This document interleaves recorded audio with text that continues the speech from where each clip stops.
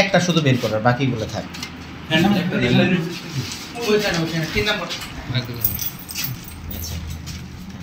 আমি একটু আমার ক্যামেরা থেকে একটু ভিডিও করো তো আমাদের আপনাদের নিজেদের জন্য রাখি।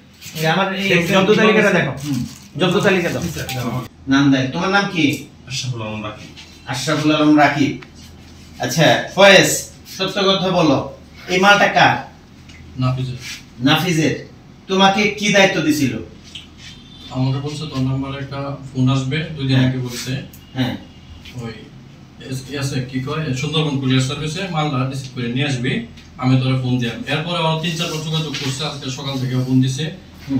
আর আসার আগে বললো যে অমুক জায়গা থেকে 40,000 টাকা নিয়ে যা, আমি তোরে ফোন দিলাম। আচ্ছা, একজনটা দিতে হইব। আচ্ছা, এই কথা এই কথা বলে নিয়ে আসছে। তোমরা কয়জন আসছো? 2 জন না আরো কেউ আছে? 2 জনই আসছো। আচ্ছা, আপনি তো মানে এদের সাথে আপনি এখানকার এজিএম না? জি। আচ্ছা, ম্যানেজার। এই যে আপনাকে জব্দ তালিকা, এই যে আপনি জব্দ তালিকায় স্বাক্ষর করছেন, এই স্বাক্ষরটা আপনার? হ্যাঁ, আপনার নাম হলো আপনার কোনটা? আপনার নামটা দেখি। নূর মোহাম্মদ খান, আপনি না? পিতা মোহাম্মদ ইব্রাহিম খান। আপনাদের সামনে এটা কি করা হয়েছে, কি বলে উদ্ধার করা হয়েছে, ঠিক তো? আচ্ছা, ধন্যবাদ আপনাদের সহযোগিতা আজকে যেভাবে করলেন, এই সুন্দরবন কুরিয়ার সার্ভিস যেভাবে আমাদের সহযোগিতা করলেন, এইভাবে সহযোগিতা করলে অন্তত কুরিয়ার সার্ভিসের মাধ্যমে অপরাধ সংঘটিত হবে না।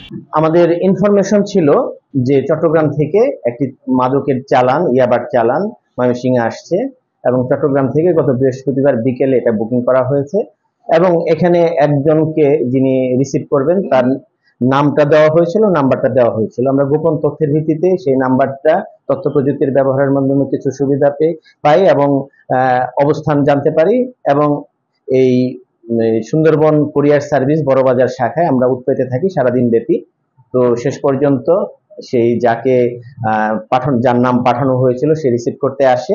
রিসিভ করার সাথে সাথে তাকে হাতে নাতে আমরা গ্রেফতার করি। তার সাথে আরেকজন এসেছে, আমাদের 2 জন মাদক ব্যবসায়ীকে আমরা গ্রেফতার করতে পেরেছি। তো আমাদের অভিযান অব্যাহত থাকবে। কুরিয়ার সার্ভিসের মাধ্যমে যেন মাদক ব্যবসা না করতে পারে, আমাদের সার্বিক কার্যক্রম চলছে। আমরা কুরিয়ার সার্ভিসে বিভিন্ন প্রোগ্রামও করছি এবং ময়মনসিংহ শহরে এবং ময়মনসিংহ জেলায় যেন কোনোভাবে কোনো সিন্ডিকেট গড়ে উঠতে না পারে, আমরা সেই চেষ্টা চালিয়ে যাচ্ছি। আশা করি সকলের সহযোগিতা পেলে মাদক নিয়ন্ত্রণ করা সম্ভব হবে। আমার নাম মোহাম্মদ খুরশিদ আলম, উপপরিচালক মাদকদ্রব্য নিয়ন্ত্রণ অধিদপ্তর, জেলা কার্যালয় ময়মনসিংহ। ইয়াবা ট্যাবলেট 900 পিস, মাদক বিক্রির টাকা 20,000 কত 20,100 এবং মাদক ব্যবসায়ীকে বহন করার জন্য একটি মোটরসাইকেল একটি এবং মোবাইল ফোন আছে 2টি।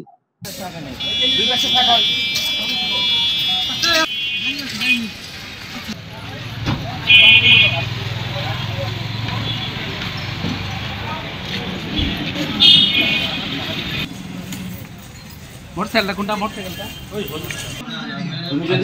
তুমি যদি আরো বড় কিছু তোমার সাইডে দিতে আমার কোনো সমস্যা নেই। বুঝা নাই কথা?